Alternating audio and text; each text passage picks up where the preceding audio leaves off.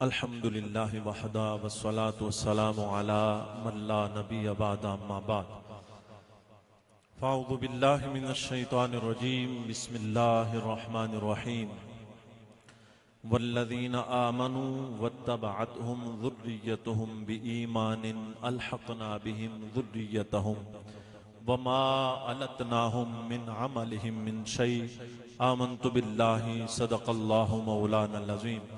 درود و سلام کا نذرانہ پیش کر لیجئے۔ الصلاۃ والسلام علیکہ یا سیدی یا رسول اللہ وعلی آلک و اصحابک یا سیدی یا حبیب اللہ۔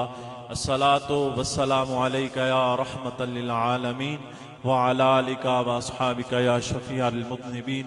حمد و صلاۃ کے بعد نہایت عزتوں کے لائق جملہ سامعین کرام، بزرگوں، نوجوانوں، بچوں اور بالخصوص سٹیج پر تشریف فرما معزز علماء کرام اور ضیائی برادران، ہمارے مرشد کریم سے نسبت رکھنے والے جملہ احباب، جملہ اہل محبت اور جملہ صاحب تکریم حضرات، السلام علیکم ورحمۃ اللہ وبرکاتہ۔ قاری صاحب نے جن محبتوں کا اظہار کیا، ان کا دل کی گہرائیوں سے شکریہ ادا کرتا ہوں۔ انہوں نے اپنی محبت کا اظہار کیا، میں کچھ بھی نہیں، اگر کچھ اچھا ہے تو یہ میرے آقائی، میرے مرشدی، میرے مربی، یادگار اسلاف، فخر السادات، آل نبی، اولاد علی، استاذ العلماء، مسلح امت، ابو الخیر پیر سید حسین الدین شاہ صاحب، آپ کی کرامات ہیں، آپ کا فیض ہے، جو بھی اچھا ہوتا ہے اور جو کچھ کمیاں کوتاہیاں ہیں وہ ہمارے اپنی بدعمالی کی وجہ سے ہیں۔ دعا یہ کریں کہ اللہ ہمارے مرشد کا سایہ تا دیر ہمارے سروں پر سلامت رکھے۔ میں نے چند لمحات، چند معروضات پیش کرنی ہیں، جو ہی ہمارے مہمان تشریف لائیں گے تو انشاءاللہ میں مائک چھوڑ دوں گا۔ کائنات کے خالق و مالک لاریب کتاب میں اعلان فرماتا ہے، جو قرآن چس سے سننا چاہتا ہے ایک بار بولے سبحان اللہ۔ میرا اللہ لاریب کتاب میں اعلان فرماتا ہے، والذین آمنوا واتبعتهم ذریتهم بإیمان الحقنا بهم ذریتهم وما علتناهم من عملهم من شیء۔ کائنات کا اللہ اعلان فرما رہا ہے، والذین آمنوا، وہ لوگ جو ایمان لائے، واتبعتهم ذریتهم بإیمان، اور ان کی اولاد نے ایمان میں ان کی اتباع کی۔ اب میں نہیں کہہ رہا، کائنات کا رب کہہ رہا ہے، کسی پیر مولوی کی بات بھی نہیں، اللہ کہہ رہا ہے الحقنا بہم ذریتهم، کہ میں اللہ ان ایمان والوں کی اولاد کو ان کے ساتھ ملا دوں گا۔ نعرہ تکبیر، نعرہ رسالت، نعرہ حیدری۔ ہماری بس میں تشریف لا رہے ہیں صاحبزادہ والا شان، فخر السادات، آل نبی، اولاد علی، پیر طریقت، رہبر شریعت، حضرت علامہ مولانا ایڈوکیٹ پیر سید حبیب الحق شاہ صاحب، اہلا و سہلا مرحبا۔ آپ کے ساتھ تشریف فرما ہے خطیب السادات، خطیب آل سنت، فخر آل سنت، حضرت علامہ مولانا پیر سید امتیاز حسین شاہ صاحب، خطیب بری امام سرکار، دربار عالیہ بری امام سرکار، اور وکیل آل بیت، وکیل ناموس رسالت، فخر العلماء، خطیب آل سنت، مناظر اسلام، مفتی آل سنت، حضرت علامہ مولانا مفتی محمد حنیف قریشی صاحب، تینوں حضرات کو دل کی گہرائیوں سے خوش آمدید کہتے ہیں، اہلا و سہلا مرحبا کہتے ہیں۔ اللہ تعالیٰ آپ حضرات کو نظر بد سے بچائے۔ میں قرآن مجید فرقان حمید کی آیہ مبارکہ کا جو ترجمہ پیش کر رہا تھا، اسی کے ساتھ میں بات ختم کرنے لگا ہوں۔ اللہ رب العزت نے ایمان کا ذکر کیا، دیگر مقامات پر اگر آپ دیکھیں تو ایمان کے ساتھ عمل صالح کی بھی قید ہوتی ہے، لیکن اس مقام پر آپ دیکھیں قرآن مجید فرقان حمید سورہ طور کو پڑھیں تو اللہ فرما رہا ہے والذین آمنوا واتبعتہم ذریتہم بایمان الحقنا بہم ذریتہم وما التناہم من اعمالہم شیء. ایمان والوں کی اولاد میں ایمان میں ان کی اتباع کی. اللہ فرما رہا ہے کہ ہم ایمان والوں کی اولاد کو ایمان والوں کے ساتھ بلند درجوں میں ان کے ساتھ ملا دیں گے، اور ان کے جو بلند درجوں میں ہیں ان کے عملوں میں سے کوئی کمی نہیں کی جائے گی. اب یہ وجہ کیا ہے؟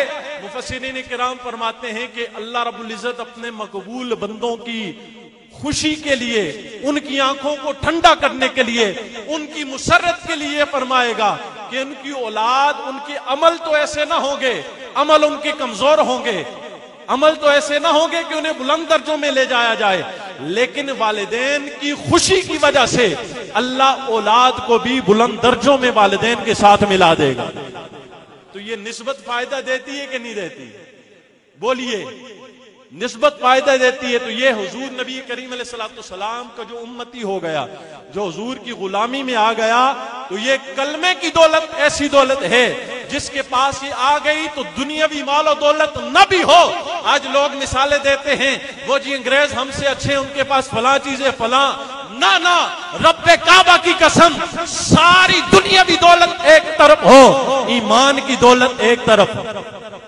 ایمان کی دولت بڑی اعلیٰ ہے، اور اسی نسبت پر ہمیں ناز اور فخر ہے، جس کے متعلق چراغ گولڑا یہ درس دے گئے کہ جو حضور کے غلام ہیں، حضور سے نسبت رکھتے ہیں، ان کے یہاں بھی بارے نیارے ہیں، وہاں بھی بارے نیارے ہیں. آج محترم خالد محمود شرازی صاحب سے پوچھیں، باوجود اس کے کہ والد گرامی کا سایہ سر سے اٹھا ہوا ہے، وہ دکھ بہت بڑا ہے، لیکن دوسری طرف ان سے پوچھیں کہ آپ کے مرشد کے شہزادے یہاں پر تشریف لائے ہیں تو دل کتنا خوش ہے. یہ جو نسبت ہے، جو کملی والے کی وجہ سے جو نسبت ہے، اس سے انسان بڑا ناز کرتا ہے. اور اسی پر میں یہ شعر پڑھ کے بات ختم کرنے لگا ہوں. چراغ گولڑا فرماتے ہیں کہ نور آنکھوں میں تو چہروں پہ اجالے ہوں گے، مصطفیٰ والوں کے انداز نرالے ہوں گے. وہ کسی کے سامنے جھکنے نہیں ہیں. اگر سامنے چیف جسٹس بھی بیٹھا ہو، دھلے سے کہتے ہیں نبی کی ناموس پر آنچ آئی ہو، حضور کی ختم نبوت کے خلاف بات ہو رہی ہو، وہاں ہم کھانا پینا گوارا نہیں کرتے، بلکہ دھلے سے کہتے ہیں، وہاں بھی ڈرتے نہیں ہیں، کہتے ہیں مصطفیٰ والوں کے انداز. اور کل جب بندہ مومن کا حضور کے غلام کا جنازہ اٹھتا ہے، سارے دیکھ کر کہتے ہیں کہ کیسا بندہ جا رہا ہے. اس کا چہرہ بتا رہا ہوتا ہے، ٹھاٹھے مار رہا ہوتا ہے، ساتھ ذکر کی صدائیں بلند ہوتی ہیں. ارے کس بات نے اتنا احساس دیا ہے؟ باقی ادیان کو دیکھ لیں، کوئی مر جاتا ہے، کسی کو جلا دیا جاتا ہے، کسی کو بہا دیا جاتا ہے، کسی کو درندے کھاتے ہیں، لیکن کلمہ پڑھنے والا جو ہی روح پرواز کرتی ہے، شریعت حکم دیتی ہے کہ اسے غسل دیا جائے، کفن پہنایا جائے، خوشبو لگائی جائے. اتنا اہتمام کیوں کیا جا رہا ہے؟ سرما بھی لگایا جائے، کنگھی بھی کی جائے، اب پروٹوکول کے ساتھ 4 کاندھوں پہ اٹھا کے لے جایا جائے.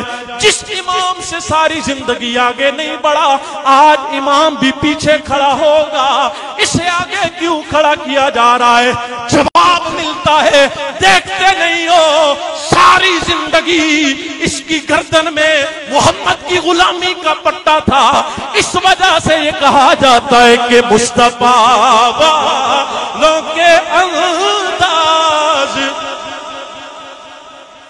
اور کل قبر میں بھی وارے نیارے ہوں گے، اور قیامت والے دن جب حضور کو امتی آئے گا، ہر ایک کے اعضائے وضو چمکتے ہوں گے. پوچھنے والے پوچھیں گے یہ کون ہے؟ تو گویا وہاں بھی جواب یہی ہوگا کہ مصطفیٰ والوں کے انداز. سارے ایک بار بولو تے مائک چھوڑ دیں، وہ مصطفیٰ والوں کے انداز.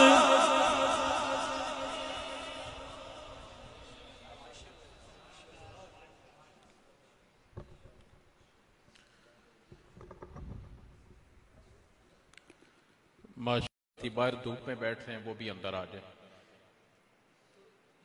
آپ احباب بھی آگے آگے آ جائیں. اور عادت سے مجبور ہوں، میں کہوں گا کہ نوجوان دیواروں کو چھوڑ دیں. حضرت قبلہ شاہ جی تسی تے چھپے رستم نکلے ہو. اللہ تعالیٰ سلامت رکھے. جی میں ہزارے دا تعارف کروا دیتا ہے پر اسی محروم رہے. اللہ سلامت رکھے. دوران خطاب شریف ہمارے نہایت ہی قابل عزت و تکریم و محبت ہمارے معزز مہمان حضور قبلہ شہزادہ مصلح امت صاحبزادہ والا شان پیر سید حبیب الحق شاہ صاحب کاظمی سلطان پوری آپ کے سامنے تشریف فرما ہیں. آپ کے ساتھ ساتھ خطیب و سادات مناظر اسلام حضرت علامہ پیر سید امتیاز حسین شاہ صاحب کاظمی دامت برکاتہم العالیہ آپ تشریف لائے. اور ہمارے دلوں کی دھڑکن جنہیں ہم عرصہ دراز سے سن رہے ہیں، اور بانڈی سیڑھا کے ساتھ تو آپ کی ویسی خصوصی محبت ہے. مجھے یاد ہے کہ بانڈی سیڑھا میں حضرت قبلہ مفتی صاحب پہلی مرتبہ جب تشریف لائے تھے تو تیسری کلاس میں پڑھتے تھے. اس وقت ہم بانڈی سیڑھا میں ان کو لے کے آئے تھے، تو تب سے یہ سفر چلا ہے، آج تک چل رہا ہے. اللہ تعالیٰ ان کی صحت میں، عمر میں، علم میں، عمل میں برکت عطا فرمائے. اور خصوصی جو دست شفقت ان کے سر پہ ہے حضور مصلح امت کا، آپ کے صاحبزادگان کا، اللہ انہیں شاد و آباد رکھے. میں وقت کی نزاکت کو دیکھتے ہوئے آپ کا ٹائم زیادہ نہیں لیتا، میں اسی کے ساتھ آج کے ہمارے معزز مہمان حضور قبلہ شاہ جی پیر سید امتیاز حسین شاہ صاحب کو دعوت خطاب دینے لگا ہوں. آپ نے محبتوں کا اظہار کرنا ہے، میں مائک ان کے حوالے کر دوں گا. ذرا محبت سے کہہ دے سبحان اللہ. محبت سے کہے نا سبحان اللہ. غصے سے نہ کہنا، محبت سے کہے سبحان اللہ. اب پیار سے کہہ دے سبحان اللہ. حضرت شاہ جی کے لیے میں نعرہ لگا رہا ہوں، جواب آپ نے دینا ہے. نعرہ تکبیر، نعرہ رسالت، نعرہ حیدری.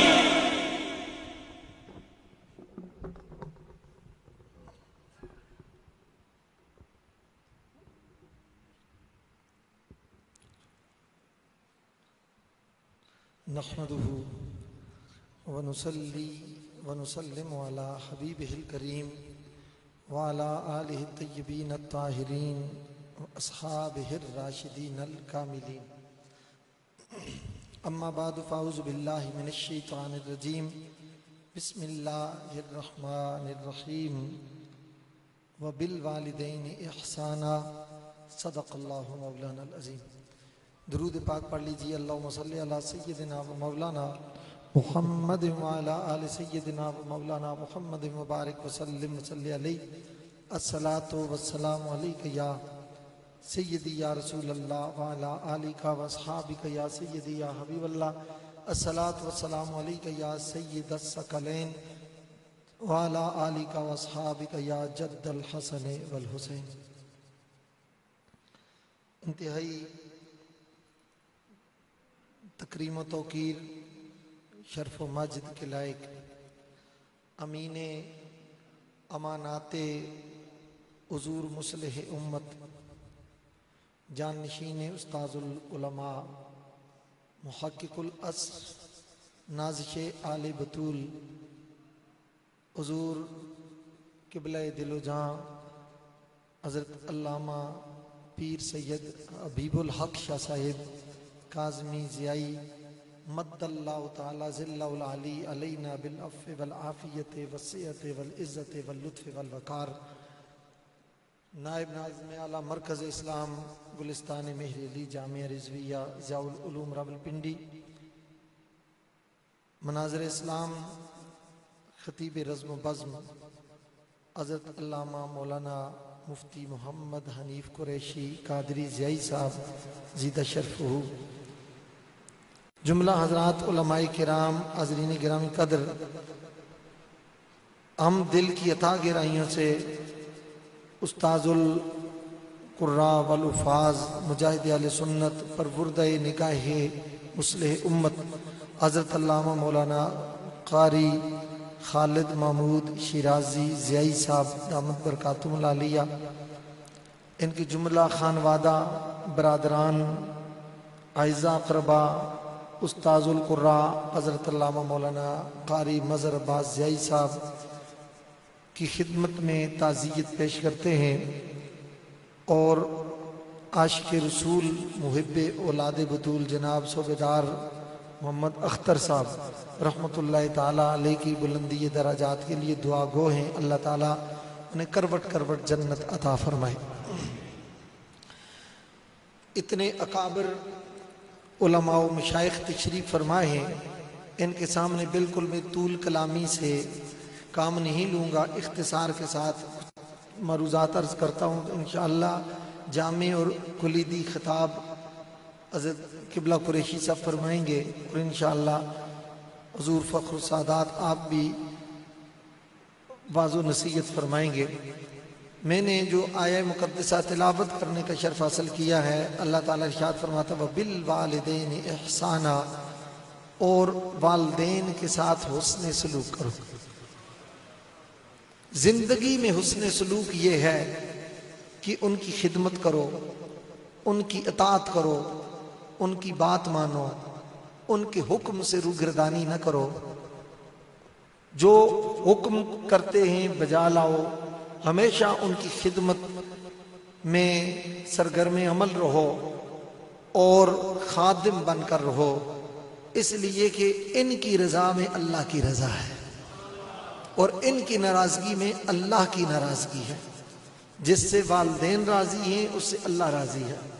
نبی کریم رؤوف الرحیم صلی اللہ تعالیٰ علیہ وآلہ وسلم نے ارشاد فرمایا، مسلم شریف کی روایت ہے، حضرت سیدنا ابو ہریرہ رضی اللہ تعالیٰ عنہ راوی ہیں کہ سرکار دو عالم صلی اللہ علیہ وآلہ وسلم نے 3 مرتبہ ارشاد فرمایا راغم انفہ راغم انفہ راغم انفہ۔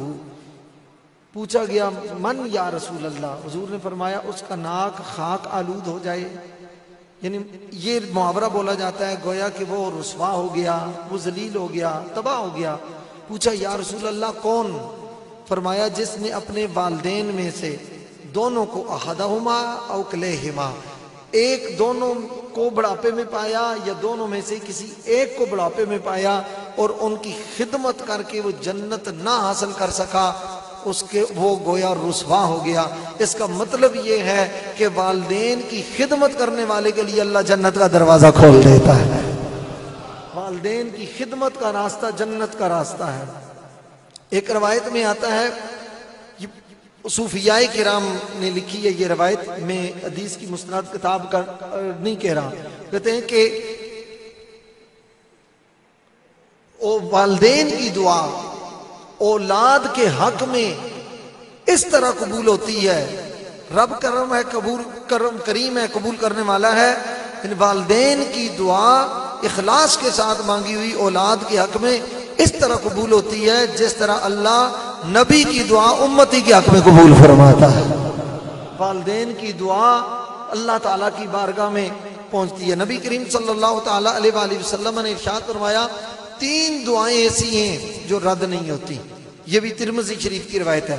فرمایا 3 دعائیں ہیں وہ رد نہیں ہوتی۔ دیکھیں نا، ایک ہے کوئی اور واقعات بیان کریں، کوئی اور دلائل دیں، ایک ہے نبی کریم صلی اللہ علیہ وسلم کا فرمان سنانا، جو میں سمجھتا ہوں کہ ہفتوں کی تقریر پہ بھاری بلکہ زندگی کی تقریر پہ بھاری رسول اللہ صلی اللہ علیہ وسلم کا ایک ارشاد گرامی ہے۔ پوچھا گیا یا رسول اللہ وہ 3 کون سے ہیں جن کی دعائیں رد نہیں ہوتی، قبول ہوتی ہیں؟ سرکار نے فرمایا پہلی دعوت المظلوم، ایک جس پر ظلم کیا جائے، مظلوم کی دعا کو اللہ رد نہیں کرتا، مظلوم کی دعا قبول ضرور ہوتی ہے۔ اب ظالم کو بسا اوقات ڈھیل مل جاتی ہے، بسا اوقات فوراً پکڑ ہوتی ہے، بسا اوقات ڈھیل مل جاتی ہے، وہ سوچتا ہے کہ میں شاید چھٹکارا پا گیا ہوں، رہائی حاصل کر گیا ہوں، ایسا نہیں ہوتا۔ ایک وقت پر جب اللہ پکڑتا ہے ان بطش ربک لشدید، اللہ کی پکڑ پھر بہت سخت ہوتی ہے، کوئی بچانے والا اور چھڑانے والا نہیں ہے۔ پہلی دعا دعوت المظلوم، جس پہ ظلم کیا گیا ہے مظلوم کی دعا اللہ قبول کرتا ہے۔ اور دوسری یہ دعوت المسافر، جو مسافر ہے اللہ اس کی دعا قبول کرتا ہے۔ اور مسافر سے مراد ٹھیک ہے سفر ویسے ہی سفر ہے، مگر یہاں محدثین فرماتے ہیں کہ نیکی کے ارادے سے سفر کرنے والا، ورنہ کوئی گناہ کے لیے بھی سفر کرتا ہے، خطا کے لیے بھی سفر کرتا ہے۔ اس سفر مثال کے طور پر سفر حج ہے، سفر عمرہ ہے، سفر طلب العلم ہے، سفر جہاد ہے۔ نیکی کے راستے میں اللہ کی رضا کے لیے جو سفر کیا جاتا ہے، اس سفر میں فرمایا دعوت المسافر، اور سفر میں جو مسافر اللہ کی بارگاہ میں دعا کرتا ہے، اللہ اس کی دعا کو قبول فرما لیتا ہے۔ اور تیسری فرمایا دعوت الوالد لولدہ، کہ والد کی دعا اپنے بیٹے کے لیے، والد کی دعا اپنے بچے کے لیے، والد کی دعا اپنے پسر کے لیے، جب وہ دعا کرتا ہے اللہ اس کے لیے قبولیت کے دروازے کھول دیتا ہے۔ اب ظاہر ہے آج میں اس میں کوئی مبالغہ آرائی نہیں کر رہا، آج امین امانات مصلح امت جس جگہ تشریف فرمائے ہیں تو اس جگہ پہنچانے کے لیے میرے مصلح امت کی کتنی دعائیں ہیں، میرے مصلح امت کی کتنی دعائیں ہوں گی۔ وہ حج کے موقع پر، وہ حرم کعبہ میں، وہ خانہ کعبہ میں، وہ میزاب رحمت کے نیچے، وہ خدین میں، وہ طواف کے دوران، وہ مطاف میں، وہ مدینہ طیبہ میں، وہ رات کو اٹھ کر تہجد کے وقت، وہ اللہ کی بارگاہ میں حاضری اور حضوری کے وقت، وہ تقوی اور طہارت کے ان تمام معاملات کے دوران، کہ قریشی صاحب ہیں ان سے پوچھئے کہ ان کے والد کی کتنی دعائیں تھیں ان کو دین کے اس شعبے میں اس مقام پر دیکھنے کے لیے۔ علامہ شیرازی صاحب جامعہ رضویہ سے علوم میں پڑھتے رہے، وہاں سے پھر یہ افریقہ تک گئے، پھر انگلینڈ تک گئے، آج دنیا میں قرآن پاک سنانے کے لیے جا رہے ہیں، کبھی امریکہ میں جاتے ہیں، کبھی کینیڈا تک جاتے ہیں۔ اب جہاں تک گئے ہیں یہاں تک پہنچانے کے لیے ان کے والد گرامی کی وہ دعوات صالحہ ہیں کہ اللہ تعالیٰ نے ان کے زور پر ان سب کو یہ عروج عطا فرمایا ہے۔ والد گرامی کی دعا، اور ایک ہے نا صرف عام والد، اور یہ بھی یاد رکھنا میں واضح طور پہ کہنا چاہتا ہوں، یہاں حضرت مرشد کریم کے شہزادے تشریف فرمائے، اہل علم بیٹھے ہیں، علامہ حافظ سجاد ضیائی صاحب بیٹھے ہیں، سارے پڑھے لکھے حضرات بیٹھے ہوئے ہیں۔ یہ بھی یاد رکھنا والدین گناہگار بھی ہوں، گناہگار بھی ہوں، وہ اپنی اولاد کے لیے ولی سے بڑھ کر اللہ ان کی دعا اولاد کی حق میں قبول کرتا ہے۔ اگر والد گناہگار ہو تو اللہ اس کی دعا قبول کرتا ہے اولاد کے حق میں۔ اگر والد وقت کا قطب ہو اور ولی کامل ہو، اللہ ہی جانے ان کے ہاتھ اٹھتے ہیں، اللہ تعالیٰ ان کے لیے کتنے کرم اور رحمت کے دروازے سمجھے جن اگر والد اس درجے کا ہو۔ اور یہ بھی یاد رکھیے امام الانبیاء سید عالم صلی اللہ تعالیٰ علیہ وسلم نے ارشاد فرمایا، حضرت عبداللہ بن عمر رضی اللہ تعالیٰ عنہ راوی ہیں، یہ ترمذی شریف کی روایت ہے، وہ عرض کرتے نبی کریم صلی اللہ علیہ وسلم کی حدیث بیان کرتے ہیں، سرکار دو عالم صلی اللہ علیہ وسلم نے فرمایا انا رضا اللہ تعالی، ایک روایت میں انا رضا رب، اور ایک میں انا رضا اللہ تعالی فی رضا الوالد و انا سخط اللہ تعالی فی سخط الوالد، او کما قال النبی صلی اللہ علیہ وسلم، سرکار نے بتایا میں تمہیں بتانا دوں کہ اللہ راضی کب ہوتا ہے اور ناراض کب ہوتا ہے۔ ایک یہاں والد کے موقع پر کہا، مگر روک کر ایک بات میں اور بھی کرنا چاہتا ہوں صوبیدار صاحب کے ایصال ثواب کے لیے۔ حضرت عبداللہ بن عمر راوی ہیں، مستدرک للحاکم کی روایت ہے، رسول اللہ نے ارشاد فرمایا زہرا میں بتا نہ دوں اللہ راضی کب ہوتا ہے اور ناراض کب ہوتا ہے۔ اے میری لخت جگر، اے میری نور نظر، اے قرار قلب محمد، اے سکون دل مصطفیٰ، اے میری زہرا میں بتا نہ دوں اللہ راضی کب ہوتا ہے اور ناراض کب ہوتا ہے۔ بانڈی سیڑا والوں سنو، فتنے اٹھ رہے ہیں، بے ادبی کے دروازے کھل رہے ہیں، فساد معاشرے میں سر اٹھا رہا ہے، لوگ خطائیت کی طرف جا رہے ہیں، فتنے پھیلا رہے ہیں۔ سن لو تاجدار کائنات کا فرمان اور دل میں جگہ دو۔ میرے آقا نے فرمایا سنو، فرمایا انا رضا اللہ، فرمایا فاطمہ سن لو، اے فاطمہ جس سے تو راضی ہوتی ہے اس سے خدا راضی ہوتا ہے، جس سے تو ناراض ہوتی ہے اس سے خدا بھی ناراض ہوتا ہے۔ مصطفیٰ فرمایا سن لو انا رضا اللہ تعالی، فرمایا وہ الفاظ میرے ذہن سے بھی اتر رہے ہیں. نبی کریم صلی اللہ علیہ وسلم فاطمہ جیسے تو راضی ہے اس سے خدا راضی ہے، اور جیسے تو ناراض ہے اس سے خدا ناراض ہے. اس کا مطلب یہ ہے خدا کی رضا حاصل کرنا چاہتے ہو تو سیدہ زہرا کی رضا حاصل کر لو. جو سیدہ زہرا کی غلامی کرتا ہے، اس چوکھٹ اطہر کی سلامی کرتا ہے، ان کی نوکری کرتا ہے، چاکری کرتا ہے، پریوزہ گری کرتا ہے، ان کی عزت، تعظیم، تکریم، توقیر، شرف، مجد، اکرام، طہارت، عزت اور شرف کا قصیدہ پڑھتا ہے، اس سے خدا بھی راضی ہے، خدا کا مصطفیٰ بھی اس سے راضی ہے.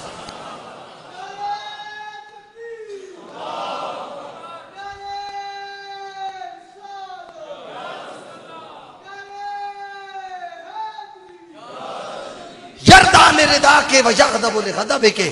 شاہ فاطمہ جس سے آپ راضی ہیں اس سے اللہ راضی ہے، جس سے آپ ناراض ہیں اس سے خدا ناراض ہے. نبی پاک صلی اللہ علیہ وسلم غلام اس بات میں ایک بات میں اور بھی عرض کر دوں، دیکھ لیجئے نا، یہ حضور کی غلامی کا اثر ہے. قربانی کے دن ہیں، قربانی کے دن ہیں. میں اس پر بات تو نہیں کرتا. وہ جانور کے جسم میں جا کے گلے میں جو پٹا قربانی کا ڈالا ہوتا ہے، قلائد جسے کہتے ہیں، وہ پٹا ڈالا ہے قربانی کا، تو اس کے لیے حکم کیا کہ اس کا بھی ادب کرو، کیونکہ جانور کے گردن میں پٹا ہے قربانی کا. مجھے اتنا بتاؤ کہ اگر جانور کے گلے میں قربانی کا پٹا پڑا ہو تو وہ قابل تعظیم ہے، تو جس کے گلے میں غلامی مصطفیٰ کا پٹا پڑا ہو، اللہ نے اس وقت آل محمد کی غلامی کا پٹا پڑا ہوا ہو تو اس کا شرف اور عزت کیا ہے. روک کر ایک بات اور بھی کر دیتا ہوں کہ اس حدیث پاک کی روشنی میں جو ہے نا کہ پوچھا گیا یا رسول اللہ ما حاضر لداخی، یہ قربانی کیا ہے؟ سرکار نے فرمایا سنت ابیکم ابراہیم، تمہارے باپ ابراہیم کی سنت ہے. وما لنا فیہا یا رسول اللہ، حضور ہمارے لیے اس میں کیا ہے؟ فرمایا لکل شارۃ حسنۃ، ایک ایک بال کے برابر تمہیں ایک نیکی ملے گی. جب نیکی بخشوانے کے لیے ہے نا جی، جب نیکی ملے گی، سنو، نیکی ملے گی بال کے برابر، تو نیکی کس کے لیے ہے؟ بولیے. بخشوانے کے لیے ہے، مغفرت کے لیے ہے، نجات کے لیے ہے، راحت کے لیے ہے. ایسا ہی ہے نا. تب میں دھیمے لہجے میں کہنا چاہتا ہوں، اگر جانور کے، قربانی کے جانور کے بال بخشوا سکتے ہیں تو کیا سیدہ زہرا کے لال نہیں بخشوا؟ بولیے، کیا سیدہ کے لال نہیں بخشوا سکتے؟ کہ نسبت قربانی سے ہو گئی، کہ نسبت قربانی سے جانور کی ہو گئی تو اس کی عزت ہو گئی. بتاؤ جس کی نسبت خاندان مصطفیٰ سے ہو گئی ہے، اللہ اس کو کتنی عزت ہے اور عظمت عطا فرماتا. والد کی دعا اولاد کے حق میں قبول ہوتی ہے. اللہ تعالیٰ صوبیدار صاحب کی بخشش فرمائے، مغفرت فرمائے، اخروی منازل آسان فرمائے، درجات بلند فرمائے.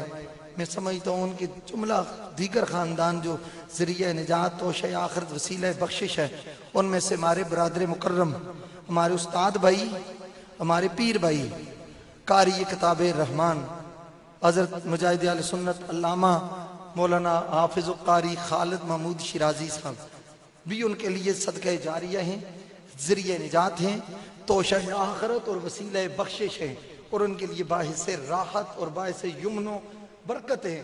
اس لیے ایک بات میں اگر شیرازی صاحب کو اللہ تعالیٰ نے یہ وصف عطا کیا ہے کہ یہ اپنے ادارے اور اپنے مرشد کے وفادار ہیں. الحمدللہ العظیم، یہ اپنے مرشد کے وفادار ہیں اور خدمتگار ہیں. تو انہوں نے جب سے اپنے مرشد سے تعلق قائم کیا تے اس کے علاوہ پھر انہوں نے اور دروازہ کوئی نہیں دیکھا. پاویں سونے ملن ہزارہ، ایسا نہیں ہو یار وٹانا، ایسے تو سونے ملن ہزارہ نہیں ہو یار وٹانا.